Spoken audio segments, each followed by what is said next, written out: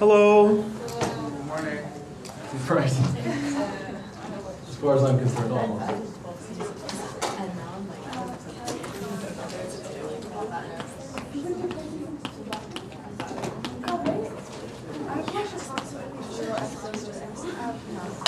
Welcome.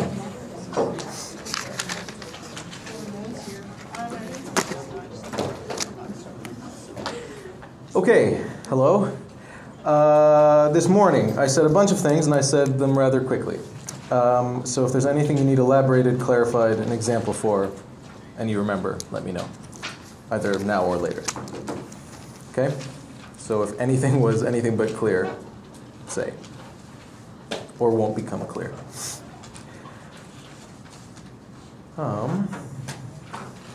Okay, there are some things we've talked about in here and elsewhere that you don't need to fuss over.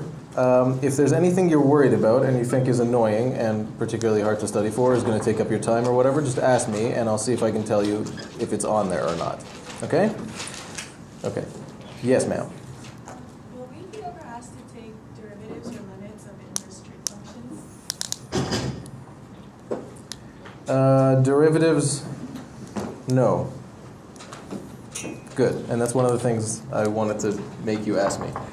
Yeah, so derivatives and integrals involving, just want to make sure this is exactly right. Yeah, derivatives and integrals involving inverse trig functions you don't need to know. And limits?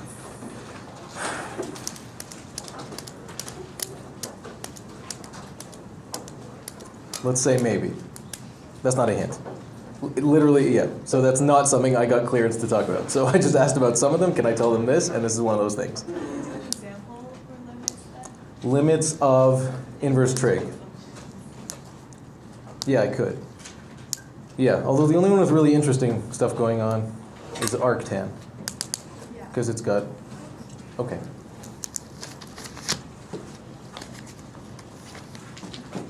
Yeah, that's not a hint. That doesn't mean it's on there. It just means that... Yeah. The things I was worried about were integrals and derivatives because they may be annoying to remember or work through. So I figured we can save you that trouble so you don't need to know the integrals and derivatives associated with inverse trig functions. Also, just add the, can you do an integral with an absolute value in it? I don't know. Yeah, I guess. Hey, we sort of did one. I remember it.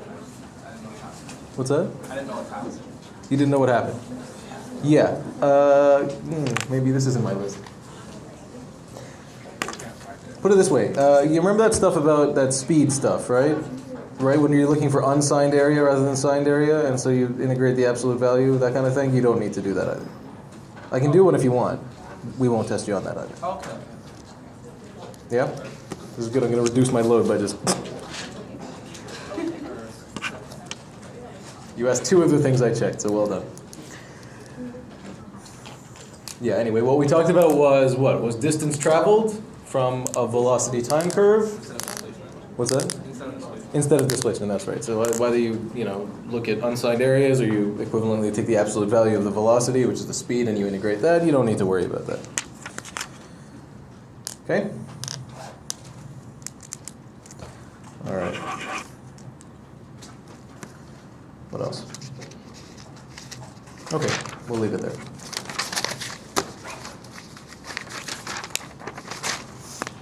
And again, some things in tutorial are psychotically complicated, but some things are very good prep. So if you're worried about whether something's appropriate or not, just let me know. Okay? And I will try to help you.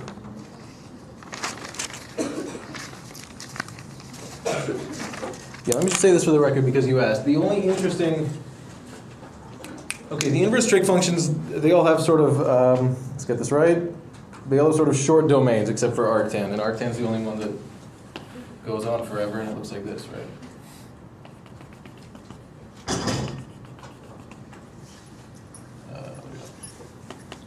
Minus pi over 2, plus pi over 2, and you've got horizontal asymptotes, and it does this.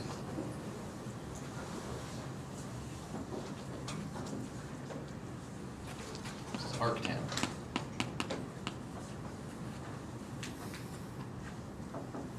Yeah.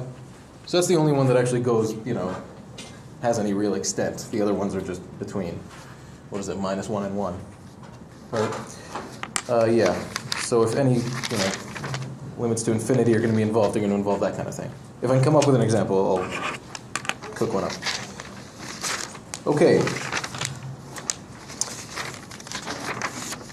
One of the things I mentioned in the beginning was limits, and I mentioned L'Hopital's rule, and I mentioned conjugate radicals, and I mentioned factoring stuff. I mentioned continuity and plugging in. You can think of limit laws, you can think of all those things. But I didn't mention one other thing. What other trick do we have for limits? It's got a cute name, it's got 3 cute names. That's it. I forgot to say that today. So anyway, no other methods for dealing with things, even if they came up before the midterm.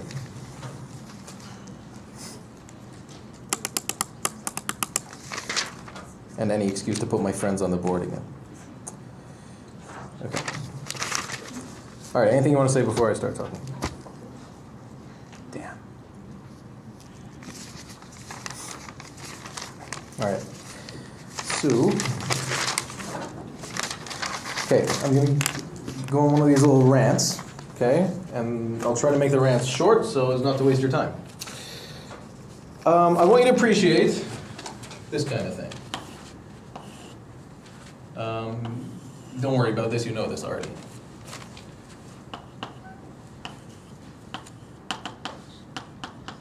Okay, this idea of slicing things up and adding them together, which we've talked about a few times.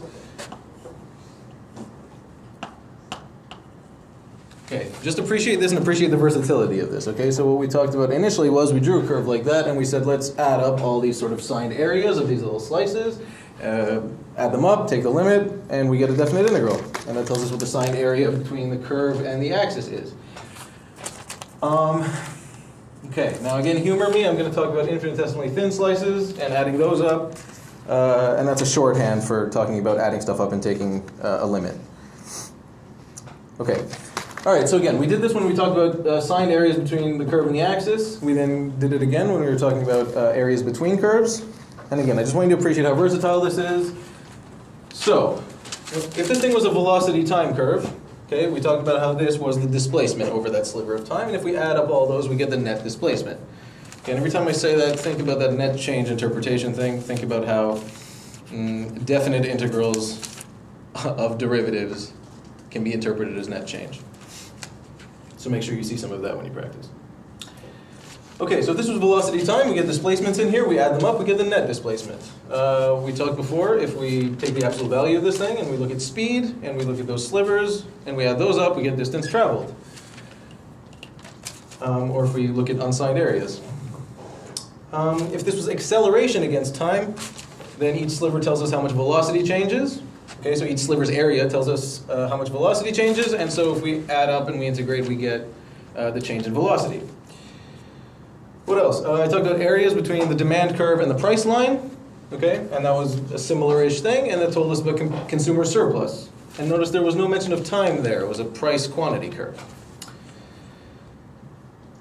Flow rate, okay, if this was volume flow rate against time, each sliver would tell you how much volume got added or taken away or whatever in that sliver, okay? And if you add up all the signed areas, then you get the change in volume, net change in volume. Similar things for heat flow. If this was the growth rate of the population over time, okay? The signed area of each sliver tells you the change in population size over that sliver of time, and as you add up, you get the net change in population size, which is a definite integral. Just 2 more. If this was linear density, so you know about mass density, okay, so this was linear mass density, and obviously it wouldn't be negative, so it'd have to be positive for that. And we add that up, we get the mass. Okay, if it was charge density, add up, you get charge. Okay, if it was probability density, which I brought up once, add them up, and you get the probability of, let's say, a random variable being in a certain interval. So this turns up a lot. And finally, force. So if this was force, and this was position, and we look at a sliver, that sliver tells us how much work was done moving that object over that sliver of displacement. And then if we add everything up, we get the amount of work done moving an object. Okay, so this shows up a lot. Every time you want to slice something up into tiny little pieces and add up, you get something like a Riemann sum or a definite integral or something like that. And you may remember, you can ignore this for now. What do you see? That. Okay, you remember I brought this up. You guys are going to talk, if you take 128, or if you're just interested, you're going to talk about volumes of, what is it? Volumes of solids of revolution, areas of surfaces of revolution, and lengths of curves. And to do that again, you chop up, approximate, take a limit, and again, you end up with a definite integral. Final example of this type. I used to be in electrical engineering, so this mattered. We know what the electric field due to a point charge is, okay? And there's a nice equation for that, essentially called Coulomb's law. Suppose you have, instead of a point, you have a charged ring, okay? So the ring has charge, and you want to know what the electric field due to that ring is. What do? Well, you chop it up into little tiny pieces, okay? Each one acts like a point. You calculate how much electric field is due to that point, okay, which you can calculate using the equation you have, and then you integrate over the whole ring. And you use symmetries to make your life easier, and you wind up with the electric field due to the ring. Okay? Then if you're interested in the disk, what do?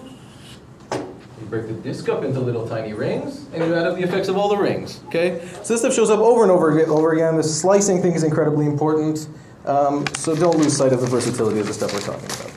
That's all. And if you like to look at derivatives and integrals, look at it. So these are Maxwell's equations, incredibly important. Modifications by Heaviside, who we've mentioned before.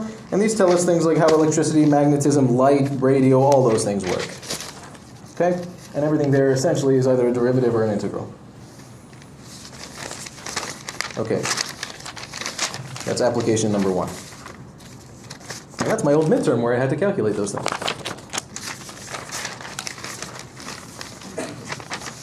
Okay, I can talk about integration by substitution first, if that's helpful, unless someone disagrees. Does anyone disagree?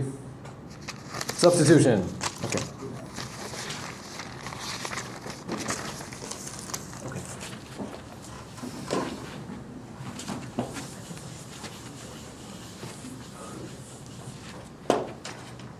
Are we missing lights? Am I missing lights? Very good.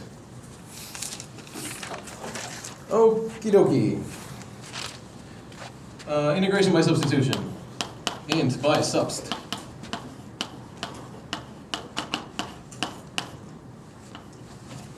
If you have any questions at any point, shout at me. Okay, here we go. Definite integral.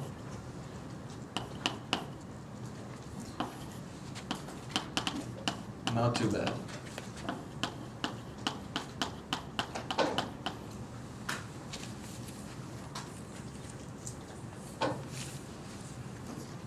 You could conceivably maybe do this without actually doing the substitution explicitly, but it might make your life quite a lot easier.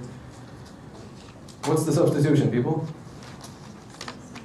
Thank you. Good. Okay. So, you go u equals sine x. Take the derivative.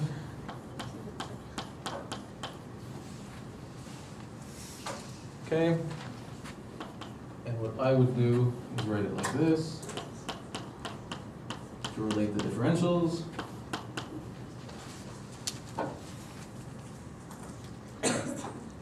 I'm writing dangerously large today. Okay? So you can either solve for this guy, or you can solve for dx and then plug in, and you'll hopefully get a cancellation or something like that. Okay, and then what do? You restate everything in terms of u. So that wound up being du. This guy was u. And don't forget these guys. Okay, so this was my step 1 from before, this was my step 2 from before, my step 2.5 was this. The lower limit was pi over 2. Don't forget to translate. Okay, translate using this, go to u world, take the sign, which is 1. Upper limit is pi. Translate it to u world, which is where you're going. Hopefully that's 0.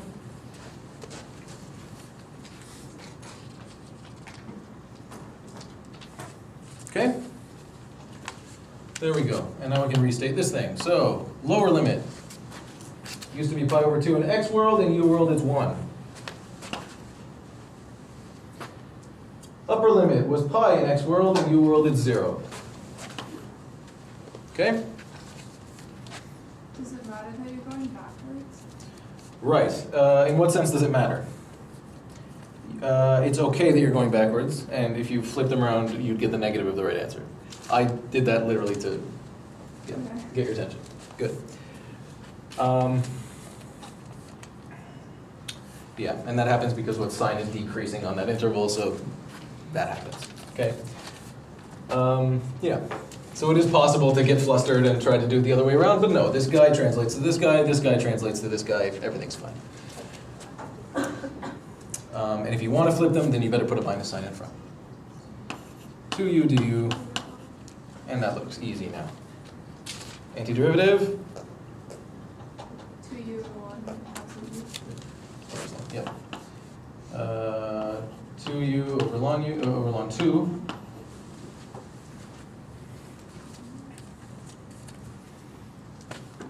Easy enough to take the derivative and check. This was the step 3 that I called it before. 0, 1, 0, 1. This antiderivative thing was what I used to call step 4. Okay, then you just evaluate and you're finished. You don't need to talk about x again. Okay, so we go 1 over ln 2. Am I too low? Yes, good. Continuing up here. 1 over ln 2. 2 to the 0 minus 2 to the 1.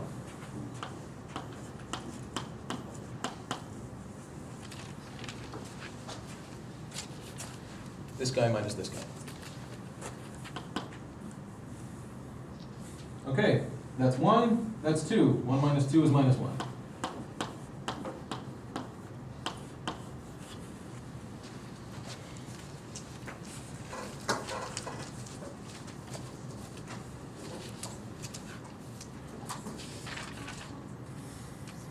And again, there were no tricks here. Lower goes to lower, upper goes to upper. I just wanted to frustrate people.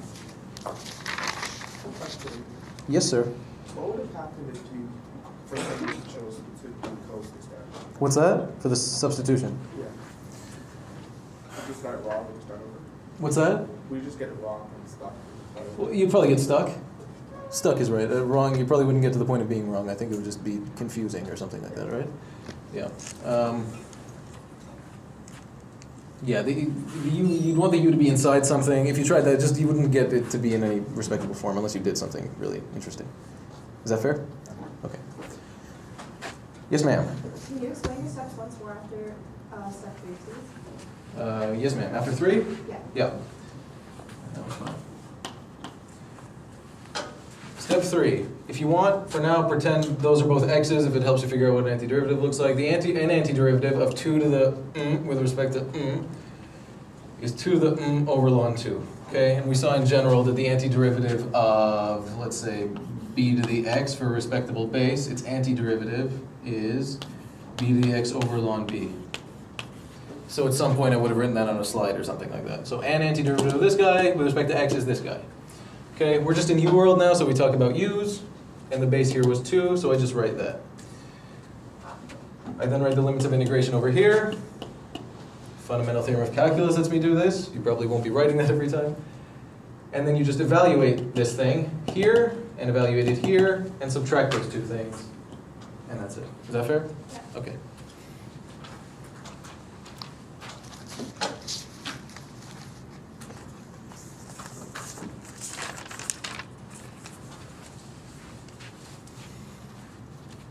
Yeah, again, we talked about all the dummy variable stuff. This could have been called z for all we care. Good? Good.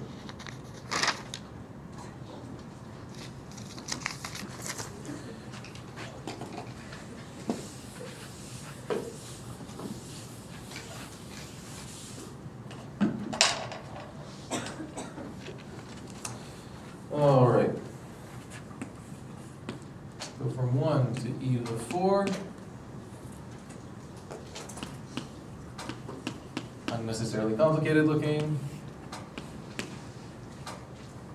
10 over t times the square root of 1 plus 2 ln t cubed.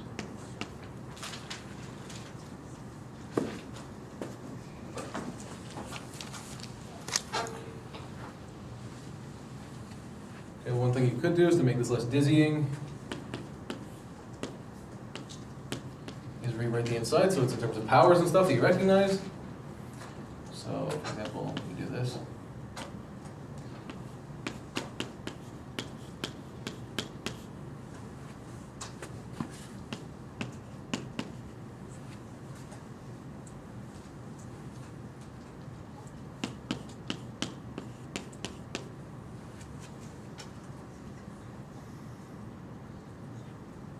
Okay, it's the same thing except looks nicer.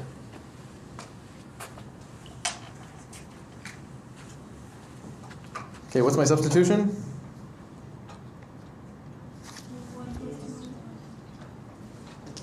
That's it, good. That's it.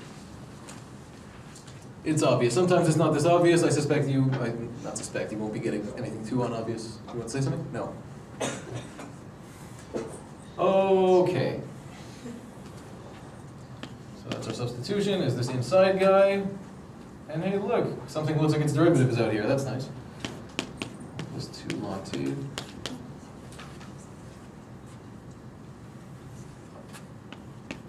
Okay. Don't let the names of variables annoy you.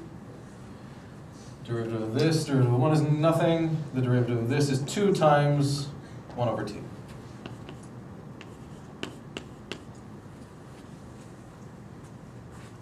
Okay. I'll do it the other way this time, just for variety. You could say dt is equal to du over 2 times t. So du over 2 times t.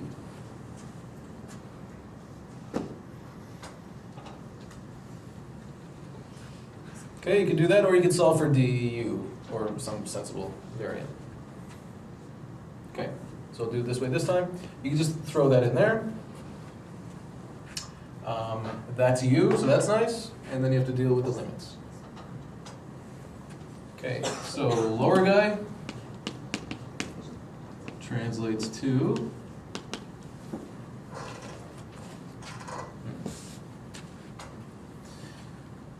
lower guy translates to 1 plus 2 ln whatever that was.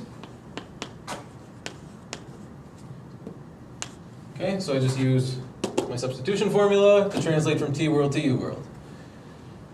Ln of 1 is 0, so that's nothing, so we get 1.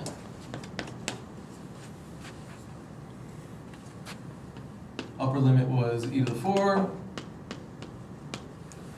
Translate that.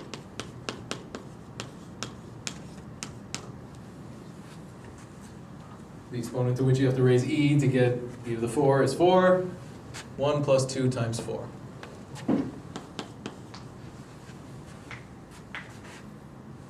Cool. Lower, translated to 1. Upper, translated to 9. 10 times. That was just u.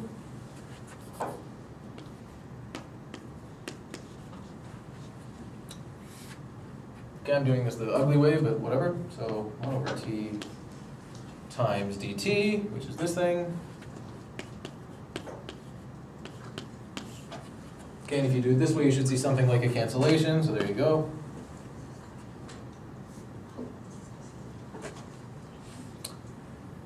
Again, what I'm saying is you could either substitute for dt by doing this kind of thing, or you could do what? You could write du over 2 equals dt over t and plug that in there. Okay, and that might be tidier if you like to think that way.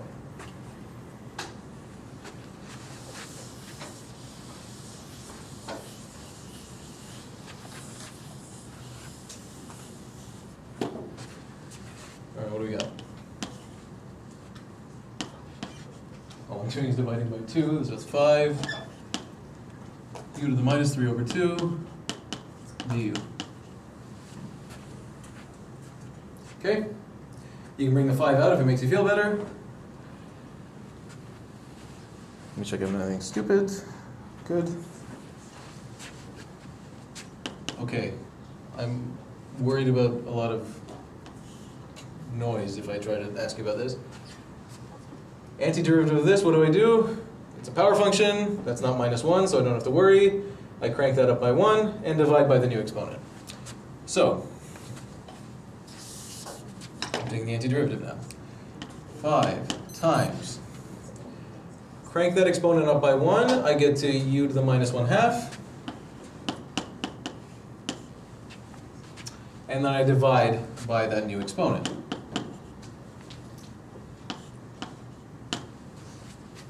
Fundamental theorem. Okay? All right. Just rewrite that as this.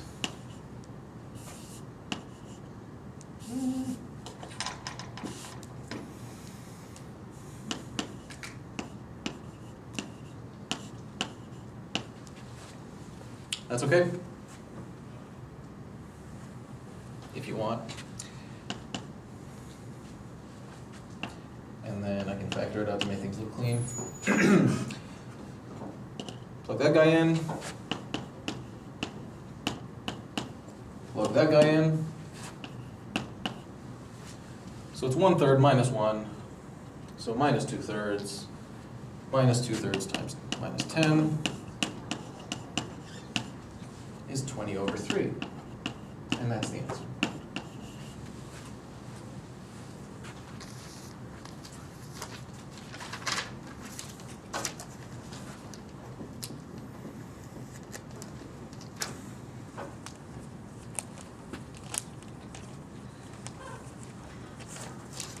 Okay, questions?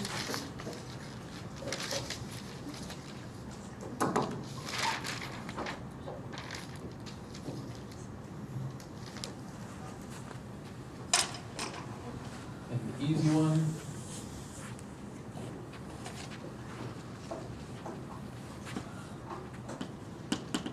Sine.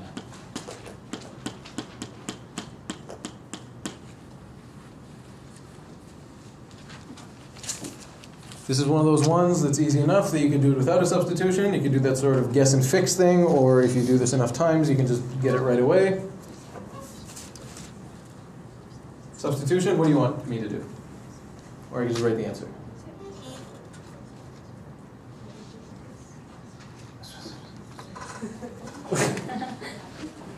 All right. Okay, that guess and fix thing I'm talking about, what you could do is you could go, okay, well, let's try, you know, if you're going to be really silly about it, you could try this first. Okay, try that as an antiderivative. If you take the derivative of this, what are you going to get? You're going to get minus sine this times 3. Okay, so to fix the minus, you put a minus, and to fix the 3, you do this. And that'll do it. And you can just write that.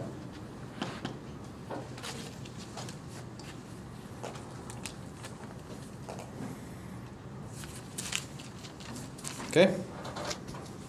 This is the easy kind of substitution where the derivative is a constant, so life's really easy. Okay, if you wanted to do a substitution, you just let u be this guy.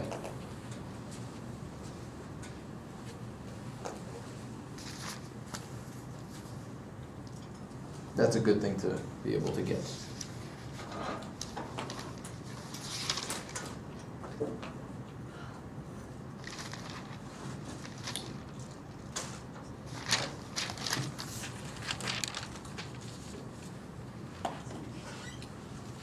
Two more-ish.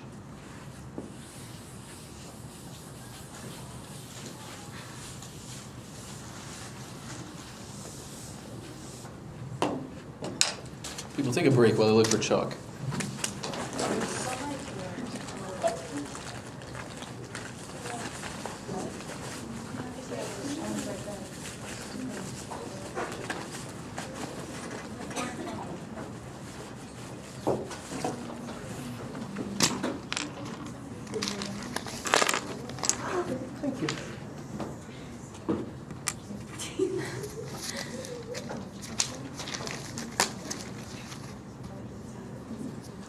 You can have one of my red ones because no one can see it anyway. Okay. Let's do. You have any questions about any of this? Are you willing to tell me about? Okay. This one's cute. Let's do this one.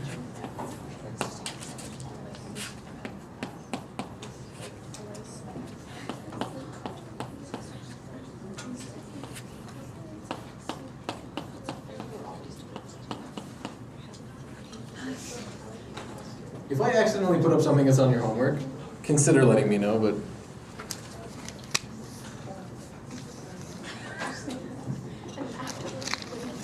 Okay. Is it obvious what the substitution is? Hello? Okay, it's inside. Maybe you can see its derivative outside. And again, they're not always this easy. There's some really clever substitutions, but we don't do clever. We're just looking at simple stuff. Okay, there's your substitution. It's on the inside, and I can see its derivative. Okay, usual deal. Derivative of that is nothing. That's x to the minus 1. I bring the minus 1 down, it kills this thing, I get minus 2, x to the minus 2.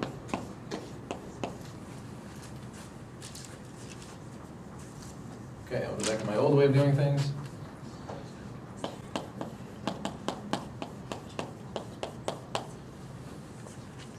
And I see this guy here. I need to remember to translate. When x is 1, u is what? 1 minus 1 over 1.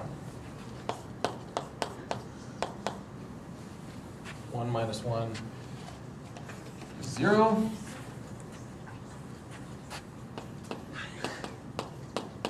And then we translate the other guy.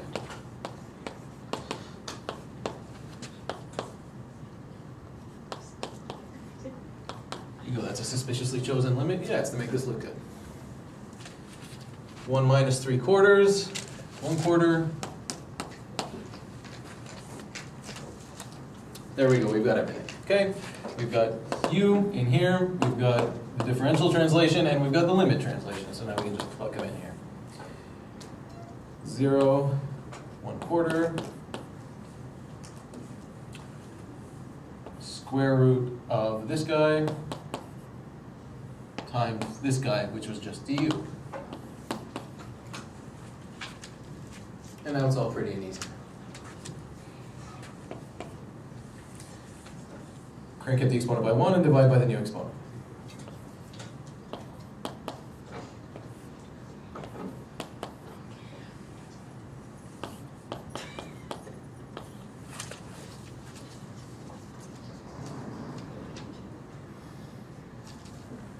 Cool? And just evaluate. I'll factor it out to make it look better. We're looking at 1/4 to the 3/2. I'll just write that. Minus 0 to the 3/2. That goes away. That's the cube of the square root of this. Square root of this is 1/2. Cube, you get 1/8.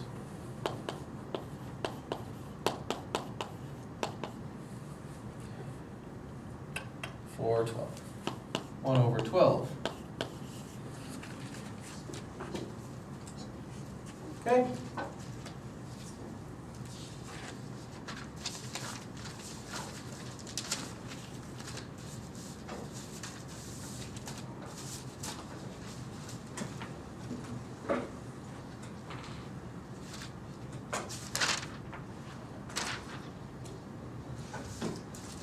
One more.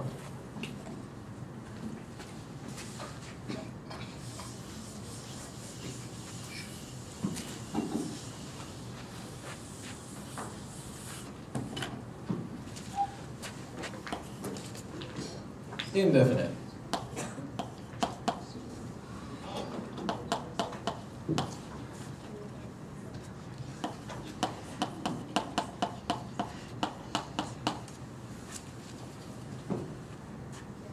Okay, u equals what, people?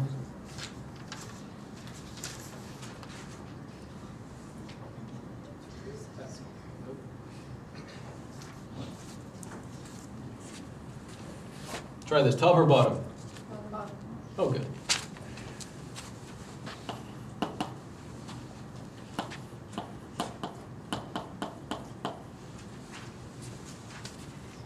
Cool.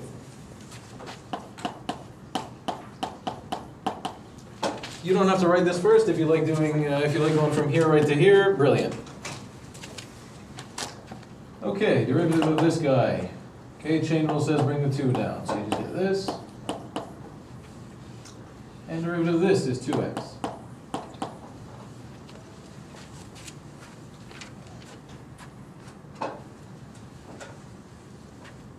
Okay.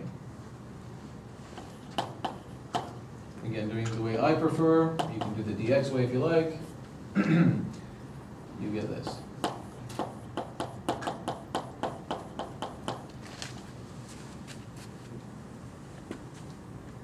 You know, these have to be really special integrals for this to work, and yeah, they do.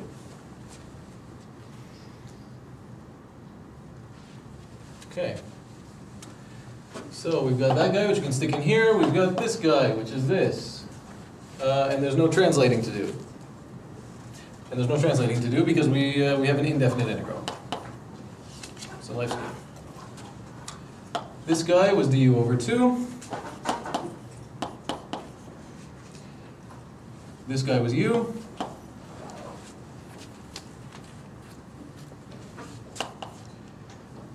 Antiderivative? Say the magic word. Log. So you could write that if you wanted to. Don't forget the c if it's indefinite or if someone asks you for a general antiderivative. Or in those sort of, you may remember the projectile motion thing where we anti-differentiated twice and we got a constant each time. Don't forget to put the constant in there or life won't make any sense. Okay. And the person who wrote the question doesn't know what your u is, so you better plug back in.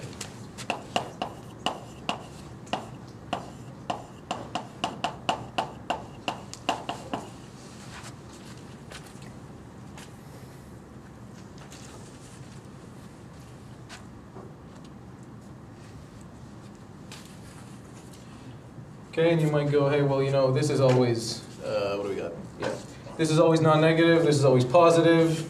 So guess what? We didn't actually need the absolute value here. So if you want, you could write this.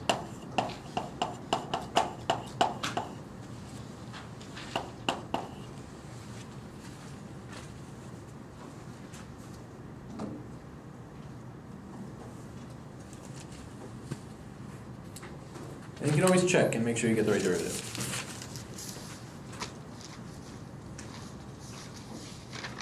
Incidentally, because I've been hassling you for so long about putting the absolute value bars, for the test, you don't need to worry too much.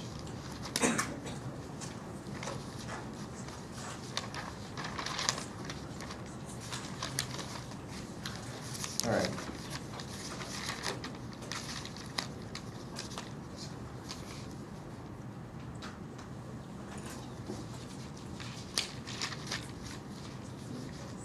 I'll leave that there for now. Questions about this?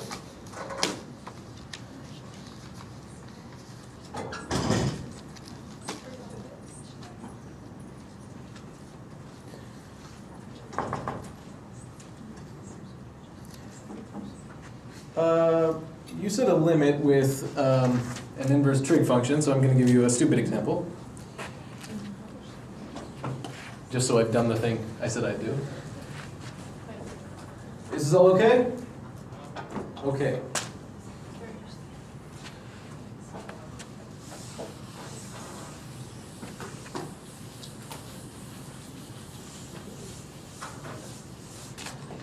All right. It's just really, really stupid, but I'll do it here. So, this is no longer about integrals.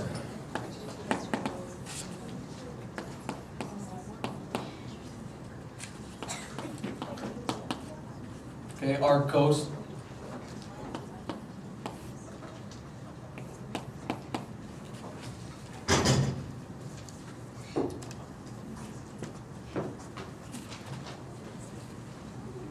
Okay? Probably not what you were looking for. Again, the only sort of interesting limit as far as I'm concerned with these things is the arctan one, because arctan is you go this way. It's got two horizontal asymptotes and they're different, which is exciting. So if you know that, you should be all right in that regard. All right, what happens? Let's look at the top. Where's the top going as I approach 1 from the left?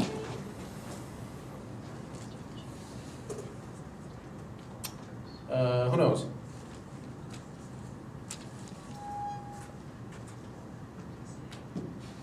Someone said 0. Did somebody say it? Was that me? What's that? Or is it being withdrawn? Okay. All right. Yeah, good. All right. So as you go, I hate drawing this, so I won't. Maybe. Okay. The top goes to 0. Hello. The bottom goes to 0. Hey, guess what? We use L'Hopital's rule for this. Okay, and to do that, we have to do a thing that I promised you won't have to worry about on the exam, which is taking the derivative of it. Okay, you can use L'Hopital because it's indeterminate of that form. Okay, derivative of top.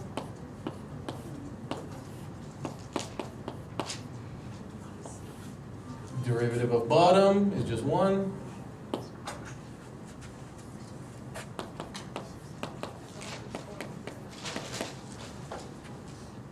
When I said stupid, I didn't mean easy, I just meant I hate the question.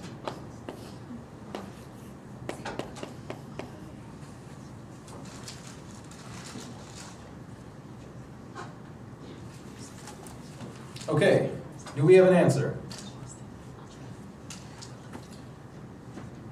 Oh boy. Okay, so as x approaches 1 from the left, x squared approaches 1 from beneath. This thing approaches 0 from above. This thing approaches 0 from above. So this guy approaches 0 from above. So we got a negative thing over something that approaches 0 through positive values. What's my answer? Negative infinity.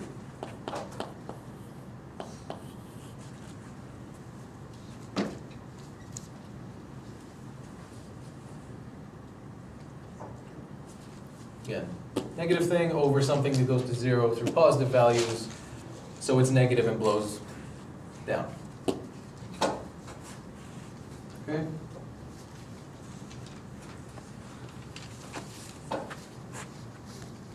Again, I wouldn't worry about that. Here's another one.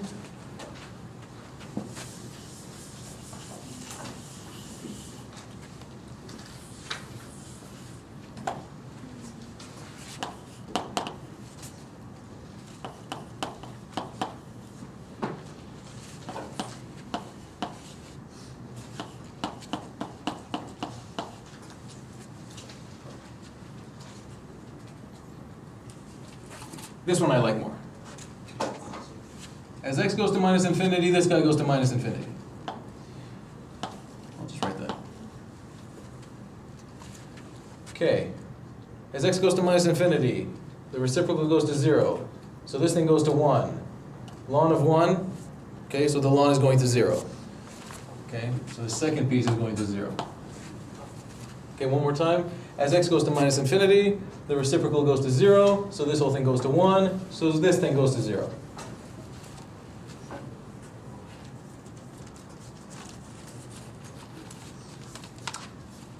Okay. There's nothing funny about that last thing I said because ln is continuous at 1. Okay, indeterminate form of type 0 times infinity or infinity type 0. So what do?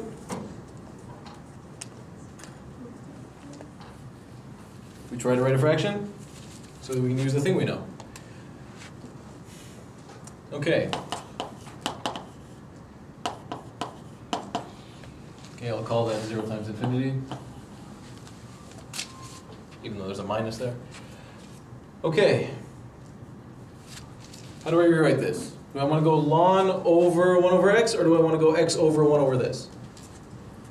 1 or 2? So do I divide by the reciprocal of this, or do I divide by the reciprocal of this?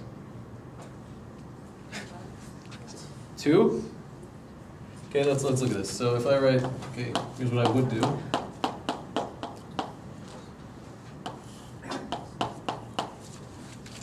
Okay, this is maybe the most obvious way of turning a product into a fraction, or into a quotient. Okay, so instead of multiplying the 2, you divide by the reciprocal of this guy, and that should be the same. Yeah?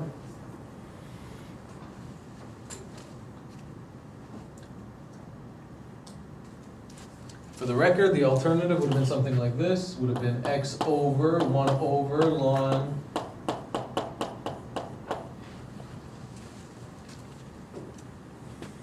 would have been that.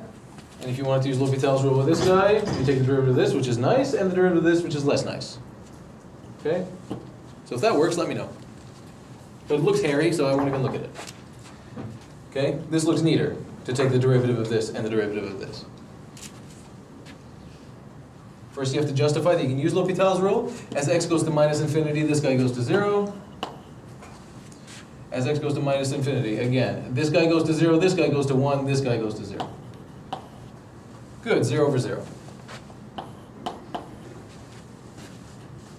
Okay, so use L'Hopital's rule. You take the derivative of the top, the derivative of the bottom.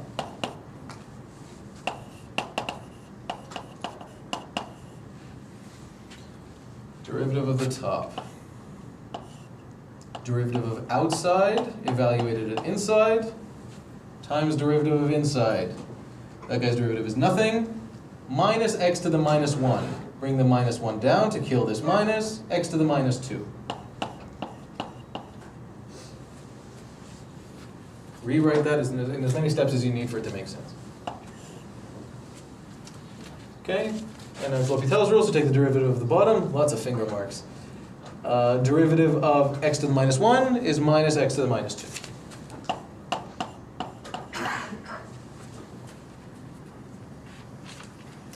Cool. That's a good sign.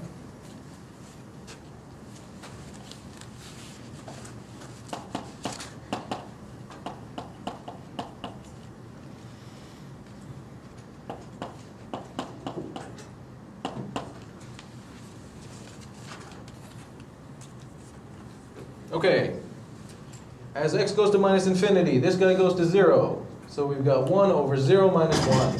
1 over minus 1, minus 1.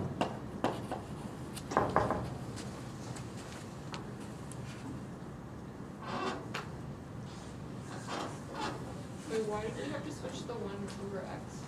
Because I felt like it. You don't have to. There was a minus there. Oh, yeah, okay. So, yeah.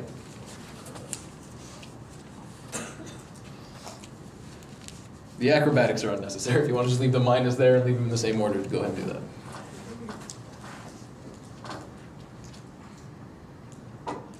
Okay.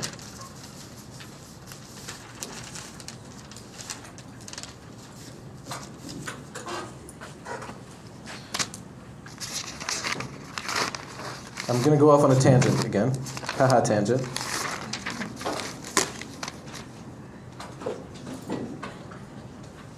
You recognize this guy?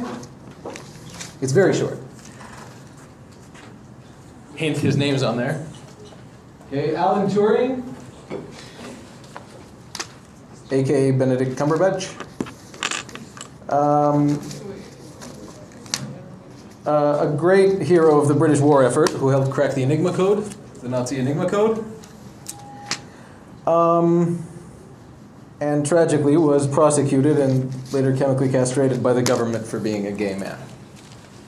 So that's a story you can tear up over. It resulted in a law that retroactively pardoned everyone who was incriminated by that law. Late in life, he turned to mathematical biology. So what did he do? He did computer science, he did work in cryptanalysis, and then he did mathematical biology, because some of us are more gifted than others. And the kind of work he worked on at the end was the patterning of, let's say, animal coats, okay? Or how animal tentacles are patterned, or how leaves come out. Excuse me. So essentially the patterning of organisms and how that can come about. For those of you who take embryology, whose code I can't quite remember right now, embryology or developmental biology, you're going to talk about morphogens, possibly in class number 1. And morphogen, right there, is a word this guy came up with. So a computer scientist gave you that word. And these are essentially signals that go through the body and tell the body what to form and what each cell should become and that kind of thing. So their spatial distribution in the body tells the body what to look like. Okay, so what we're looking at here is what's called a reaction diffusion. Hey, guess what? You don't have to know this. What we're looking at here is a reaction diffusion system. And notice, by the way, we have derivatives with respect to time and space, so it's doubly exciting. Okay? It's a reaction diffusion system. Okay? So chemicals, okay, take part in chemical reactions, and also they diffuse through the body. And what he showed was that if you have a system that's initially uniform, so basically the distribution of stuff in the system is the same everywhere. Okay? And yet it's sort of unstable. So it's possible for something that starts out as a sort of uniform blob to form patterns. And this kind of thing has been used to explain, or at least try to explain, stripes in the coats of animals, spots, like I said before, tentacles, that kind of thing. So again, something that looks the same at the beginning, through instability, can later form interesting patterns. And that's it. And you'll talk about activators and inhibitors in that course. So again, the kinds of things that might be diffusing through the system are activators and inhibitors at different rates, affecting each other and causing these things to come about.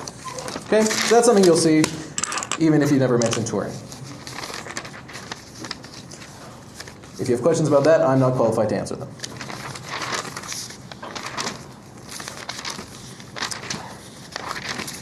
Okay, if you want me to talk about IVT or bisection, I will talk about them. Someone asked for trig, so I have to do one trig question.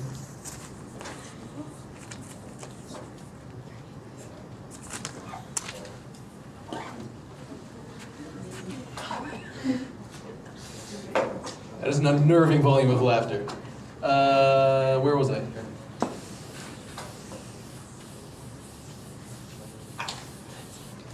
You're all okay? Okay. If I say, okay, again, I'm only doing this because somebody asked. If I said something like this, really simple-ish, find all solutions. Usually you have a domain to talk about. This time we won't put a domain, but usually you have a domain and you better stay inside that domain. Find all solutions of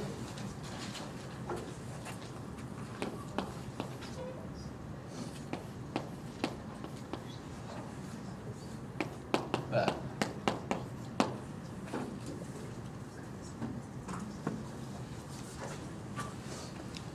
Okay. We'll do this really quickly.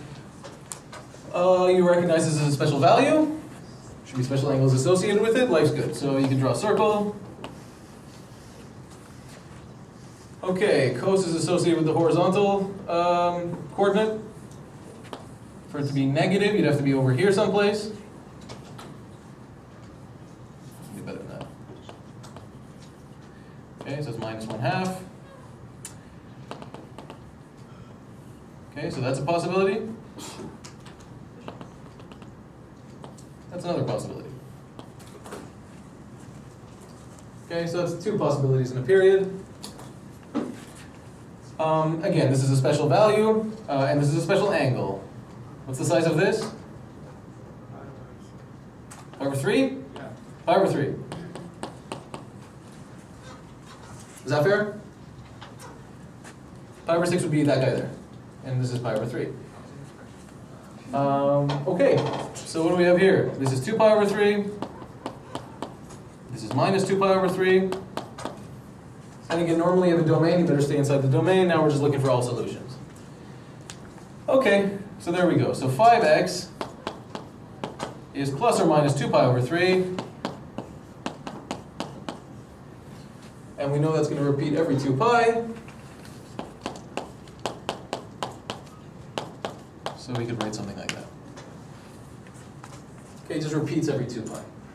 If you don't feel like writing this kind of stuff, just write plus minus 2 pi over 3, plus 2 pi, minus 2 pi, plus 4 pi, minus 4 pi, and so on. Okay? You're obviously asked to solve for x, so solve for x now.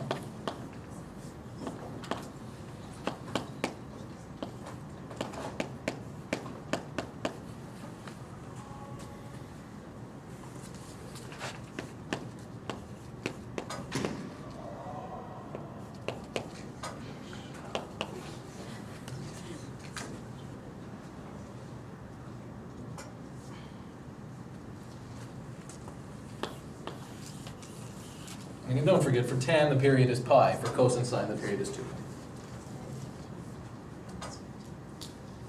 Okay, if you want to do this, you can do this with a graph instead. You draw the graph.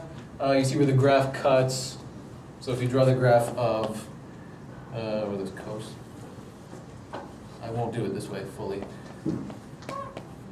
Okay, if you draw the graph of cos, and you look where minus 1/2 cuts this thing, that will be the same thing.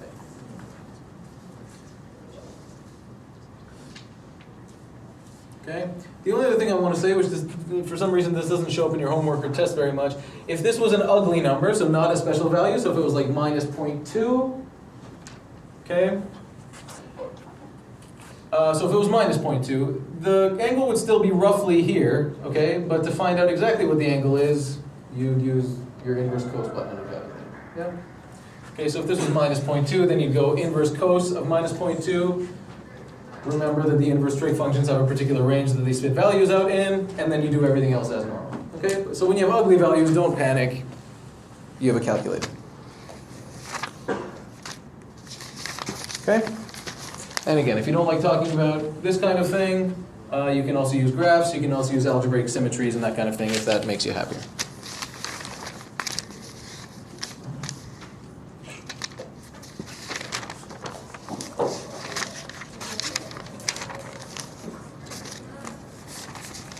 Okay, we did areas between curves, and at the top I wrote, don't waste their time. Because the problems we did in class are about as interesting as you should expect. They're pretty much the same thing as just solving for definite intervals, right? Yeah, they are definite integrals, yeah. So the most interesting things we do with them are you find where the intersections are, and you integrate between the intersections, and you know who's on top and who's on the bottom. And that's that, okay?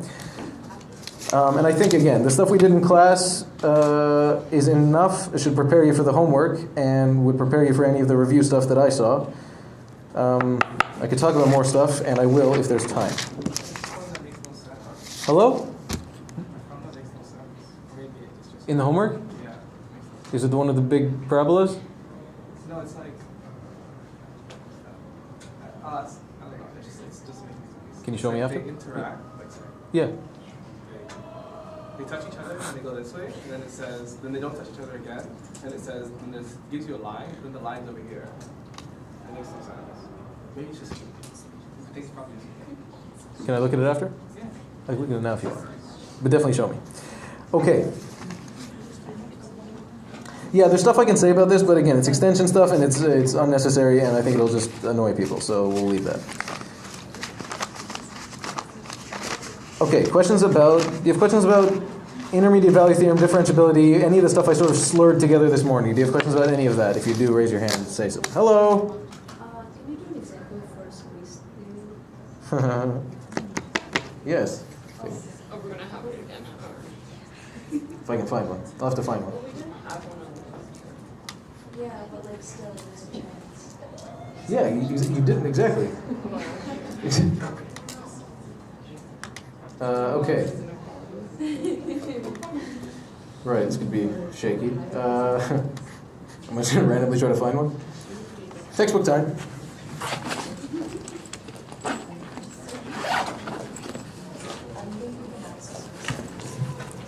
Or I could just feed you one after. How would you feel about that? Oh wait, Ali, are you Well, off gonna the have any clock. office hours? I intend to. Like, I expect to do something on Wednesday, and then the rest I'll... Go ahead, you finish your question. or like Friday, or like, because Wednesdays, like, I don't know, because chemistry has. I'll try. And email me if you have preferences. Okay, someone talk to me. Please. Again, anything from this morning that seems fuzzy. Oh, can you do one where it starts with the values and it goes like X or something? Ah, that's a good question. And you take the derivative or no? I don't know. No, I don't know which one. This kind of thing? Yeah. And then all this kind of business? Yeah. Yeah. You hit another one. So, stuff like this. Stuff like this.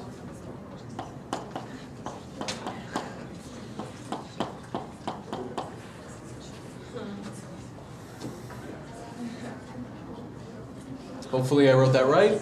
I really like that kind of question. People who take calc should see this question. It's really nice because it brings together chain and fundamental theorem of calculus. I really like it, and once you know what to do, it takes a second and 0 steps to do it, but we won't test you on it. Aw, yay. I saw people looking at me funny last time, so I figured. I thought it'd be a relief. Okay. Okay, someone else said something. Did you say something? Someone somewhere said something. The last chapter with groups and Areas between? yeah. Yeah. I can do a silly one. Here, I'll do a silly one.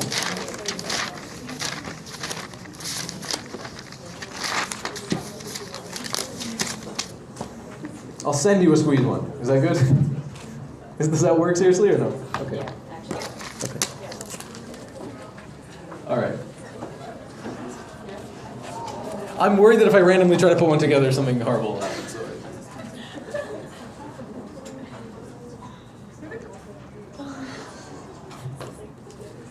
All right.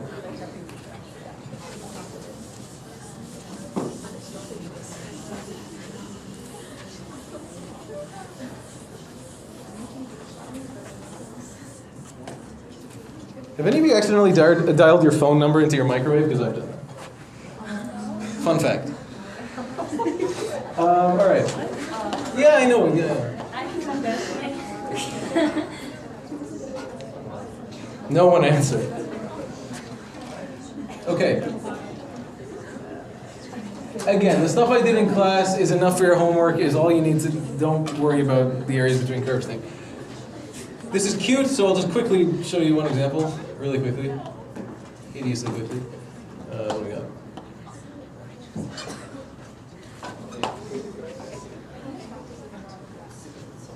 Okay. Is that close inside? It is. You guys are high pitched. Okay, what I should have done was color these, but whatever. Okay, this guy is. This guy is sine.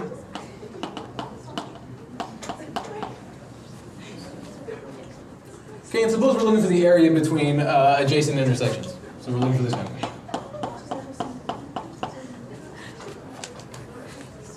Okay, I won't work this out. Maybe I'll just write the answer or something like that. So, what do? You find where they intersect. Okay, so you want to find the area enclosed by consecutive intersections of these two curves. Okay, so you look for where they intersect. What did I say? Again, you look for the area enclosed by these two curves between adjacent intersections. So what you look for is where they intersect, just as we did with the parabolas that we did. So you look for where they intersect, and then you integrate from here to here. Okay, and some of you will remember from the assignment, or an assignment, some question that sort of looked like this. Okay, so if you want to find their intersections, you have to solve something like that. You just divide both sides by cos, and you get tan x equals 1.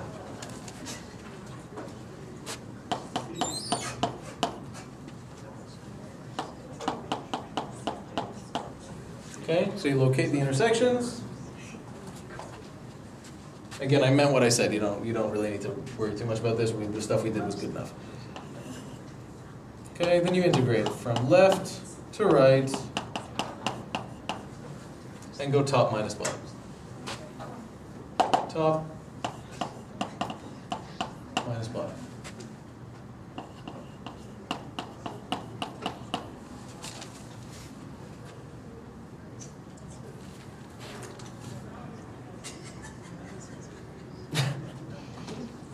Damn you.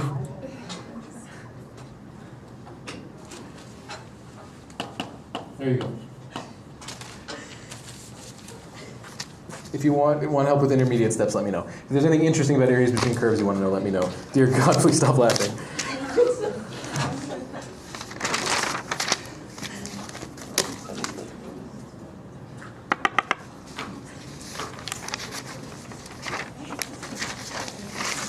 Questions? Anything you want from me?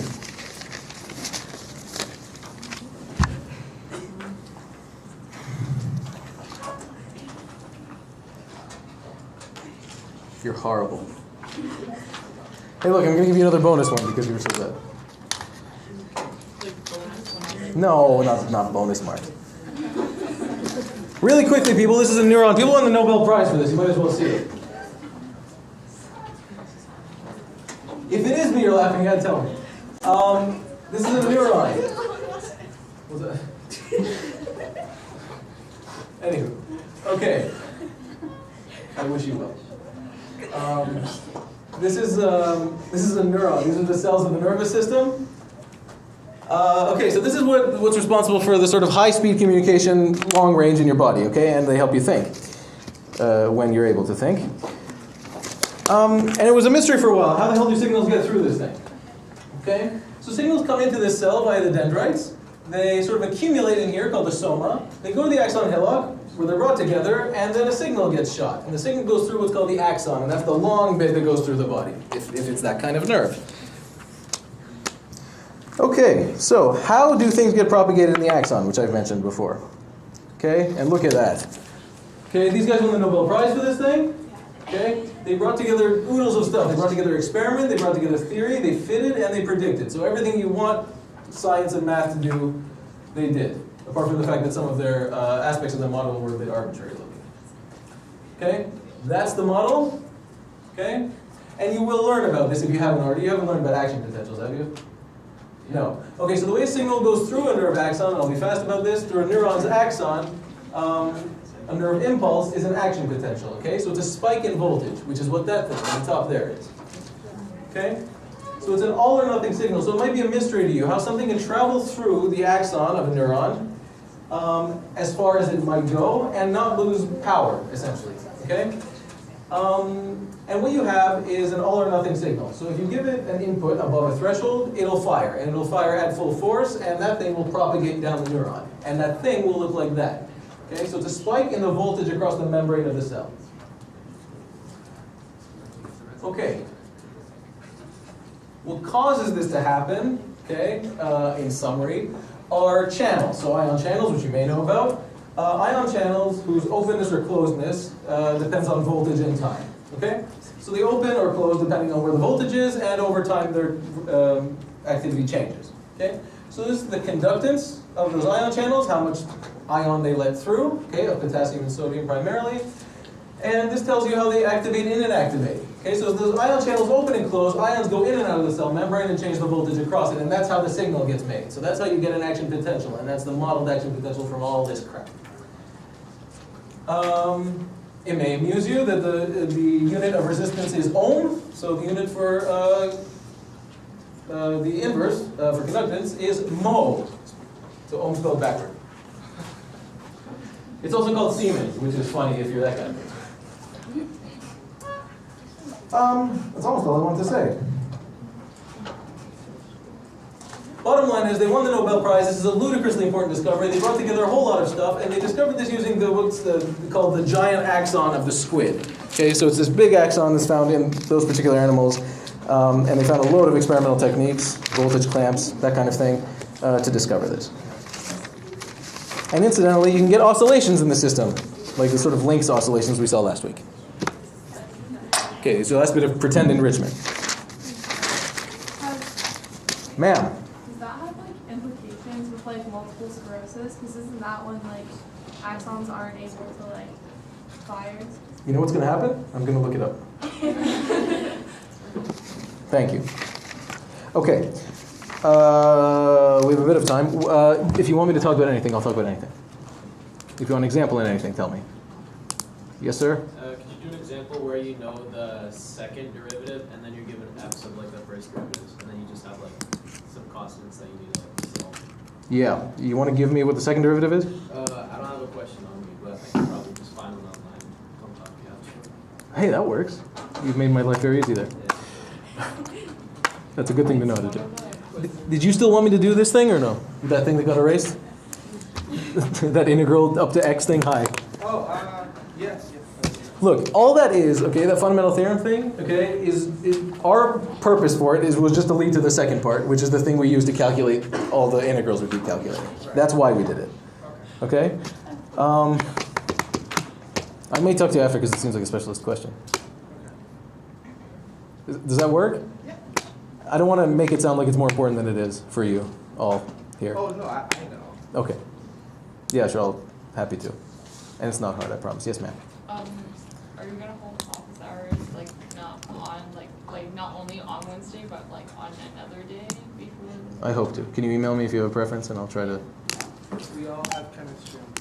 I know, exactly, that's my point. So that's a bad day for you. Wednesday is a Oh, bad wait, day. I thought it was Wednesday, I thought it was Wednesday, my I bad. assume they don't care about this on Wednesdays. How this works? Oh, someone's saying things and isn't laughing anymore. Finals on Hello. Thursday, or is it on Wednesday? Don't trust me.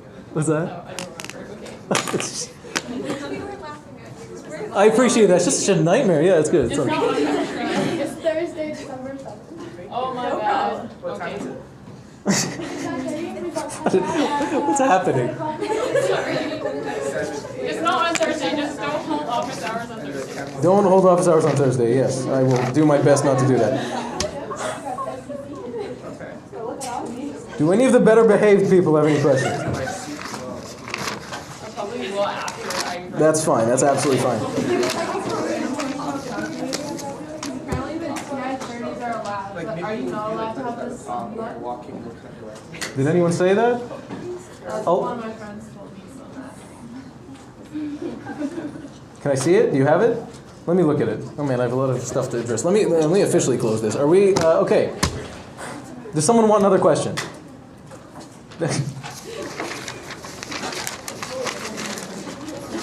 I'll just bring up some random more faces of old men if you want. Thank you. Okay, once again, everybody, thank you. Good luck. I wish you success. I wish you happiness. Have a good life until I see you again. Thank you, everyone. If you have any questions, come talk to me. Okay, I remember.